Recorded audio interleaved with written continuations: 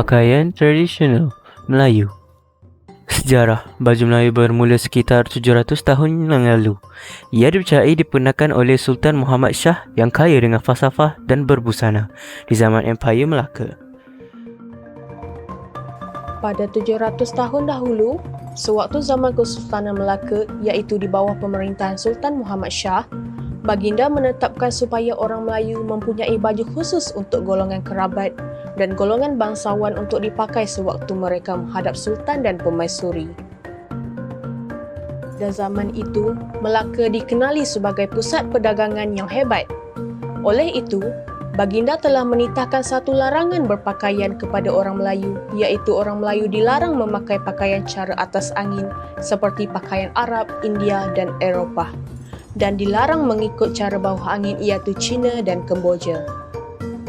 Perkara tersebut diwujudkan bertujuan untuk orang Melayu mempunyai penampilan dan jati diri khusus yang hebat. Pakaian orang Melayu pada masa itu banyak dipengaruhi oleh jubah Arab dan seluar pula dipengaruhi dari Turki. Pada masa itu juga, pakaian yang dipakai oleh orang Melayu agak ketat seperti pahlawan. Kemudian pada zaman Sultan Mansur Shah, baginda menetapkan supaya lengan dan seluar dipanjangkan hingga ke pergelangan tangan dan kaki supaya nampak lebih sopan. Malah, cara baju Melayu tradisional ini dikenakan bukan sembarangan tetapi mempunyai falsafah unik dan tersendiri. Jenis baju Melayu. Terdapat dua rekaan baju Melayu iaitu cekak musang dan teluk belanga. Jika anda lihat pada rekaannya, sudah tentu anda menyedari perbezaan utama iaitu pada butangnya, di mana baju Melayu cekak musang mempunyai 5 butang,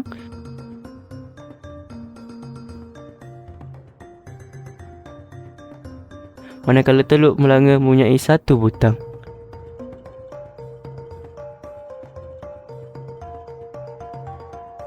Dan perbezaan ini mempunyai falsafah yang tersendiri. 5 butang keseluruhan pada baju Melayu cekak musang merujuk kepada 5 rukun Islam dan 2 butang di atas pada kuala yang sedikit terasing daripada 3 yang lain berarti mengucap 2 kalimah syahadah dan solat 5 waktu. Jika hanya 3 butang dipakai, yakni 3 butang bawah, maka falsafah di sebalik menegakkan rukun Islam melalui pemakaian tidak tercapai. Malah terdapat puisi yang menjelaskan kepentingan memakai 5 butang cekak musang berbunyi, cekak musang berbutang 5 rukun di dalamnya, 5 petua di bawah 5 tiang ditegakkan. Bagi baju Melayu teluk belanga pula, 1 butang tunggal ini membawa makna Tuhan yang Esa dan ia disembadikan dalam puisi yang berbunyi, teluk belanga berbutang tunggal, tunggal satu Tuhan yang disembah, tunggal tidak dapat dianjak alih, tunggal tidak dapat dibelah. Persamaan bagi kedua-dua baju Melayu tradisional ini adalah jumlah poket iaitu 3 poket. 1 poket di atas dan 2 poket di bawah. Ketiga-tiga poket ini merujuk kepada iman, ihsan dan Islam. Walaupun begitu, terdapat pandangan lain yang menyatakan bahawa baju Melayu sebenarnya memiliki 7 butang.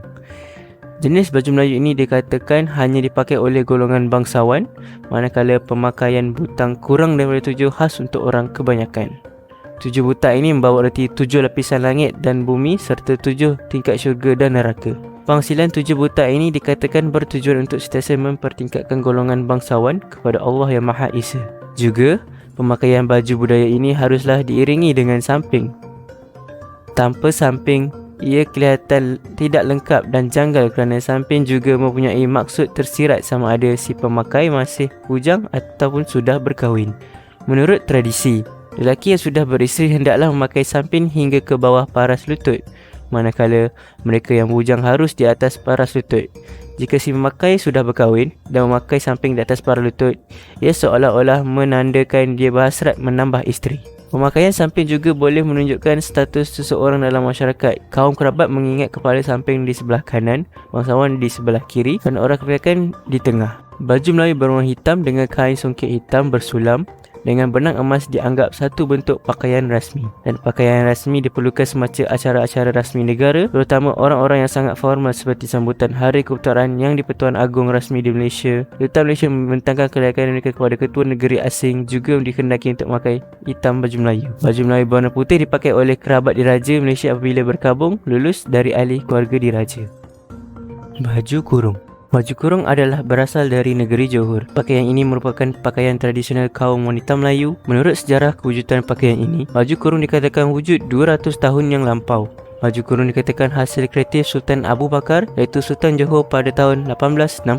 Selain itu, ada juga cerita yang menyatakan bahawa baju kurung telah wujud sejak zaman Kesultanan Melayu Melaka lagi. Baju kurung dikenakan oleh wanita-wanita di Melaka pada ketika itu. Kebaya. Baju kebaya kebiasaannya dipakai oleh wanita Melayu dan Indonesia. Pakaian tradisional baju kebaya ini dikatakan berasal dari kaum Cina yang datang ke tanah Melayu suatu ketika dahulu. Lama kelamaan, baju kebaya diterima oleh masyarakat tempatan di Kepulauan Melayu.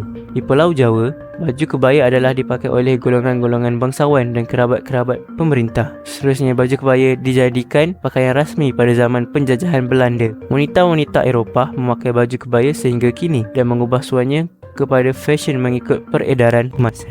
Rumusan, sebenarnya pakaian tradisional mempunyai makna tersirat positif yang ingin disampaikan oleh nenek moyang kita. Namun begitu, jajahan budaya barat telah mengancam tradisi-tradisi ini. Budaya melambangkan identiti sebuah negara. Amalan budaya tradisional kita melambangkan sifat majmuk masyarakat kita. Budaya tradisional juga dapat memupuk perpaduan negara. Rakyat majmuk kita kaya dengan nilai tradisional yang murni.